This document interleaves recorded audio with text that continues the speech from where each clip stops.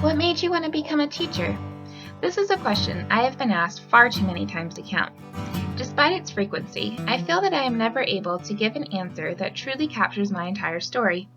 Usually I feel that I have too much to say, or that my response would be too personal to get into at the moment. However, as I am coming to the end of my credentialing program, I feel that now is the perfect time to tell the story of why and how I want to teach. Teaching is a profession that I grew up in. Apparently, teaching is embedded somewhere in my family's DNA, on both sides, because I come from a family of educators. My mom, for example, was a teacher, and while she may not readily admit it, I have always suspected that that was partly due to the fact that her father was a teacher, and a notorious one at that. Mr. Good was a well-known counselor, coach, and teacher at La Jolla High School.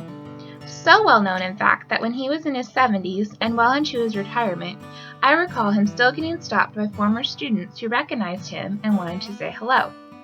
Even as a young child, I was struck by the fact that adults were fondly looking back on something that had happened in their high school classroom 30 years before.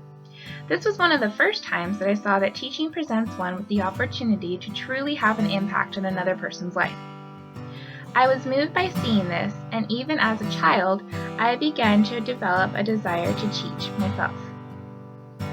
My dad's side of the family also provided me with a great deal of teaching inspiration. As you may have guessed, my father was a teacher. However, he was the type of teacher I don't fully understand but greatly respect, a middle school teacher. He taught English at Horace Mann and must have done something right because he managed to win over his adolescent students. However, the part of his teaching story that showed me the true impact that educators can have in others' lives, unfortunately, came from tragedy. When my father suddenly passed away, so many students wanted to attend his funeral that 2 school buses were needed to transport everyone. His students also contributed to a dedication to my dad in their yearbook. To read directly from 13-year-olds that he was a friend and made it worth coming to school undoubtedly pushed me towards the teaching path. I saw that my dad fostered a sense of love and respect between him and his students that was maintained even after he was gone. I do not know of many other professions that can do the same, and even as a child, I knew I wanted to be a part of that. Once I established that I wanted to teach, I then began to explore how I wanted to teach.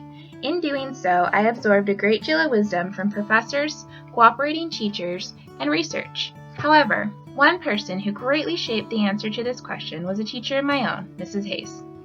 When I was a child, my single mother school teacher made the financially questionable decision to keep our family in an area that was largely populated by wealthier families. While I was at first oblivious to any differences between me and my peers, about the time I entered Mrs. Hayes' classroom, I started to catch on. I noticed that my classmates were world travelers and accomplished athletes and musicians, thanks to many extracurricular activities my mother did not have time or money for. Instead, I spent a great deal of my time with my grandparents, learning how to cook and sew. Mrs. Hayes had also had my brother and knew my family well and embraced our differences.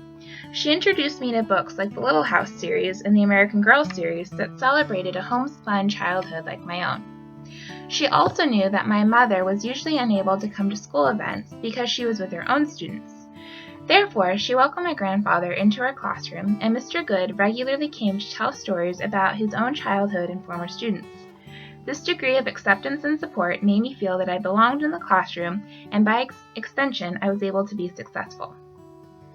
Therefore, this level of acceptance is what I want to provide my own students with. I plan to do so by uncovering and embracing my students' differences and getting to know each child and their families and welcoming them into our classroom. I want to give my students a chance to celebrate who they are and weave their personal stories into our learning. This past year, I began doing this with the students that I taught with. I listened to the stories that they chose to share with me and used these as a lock that would open up who they are. I have also been fortunate enough to get a chance to continue to give back the same acceptance that was shown to me as a student. Because I was recently hired to teach at the same elementary school that I attended, I feel so grateful for this opportunity to finally fulfill a goal that I have been working towards my entire life. My journey is coming full circle, and I can't wait to embark on its next phase.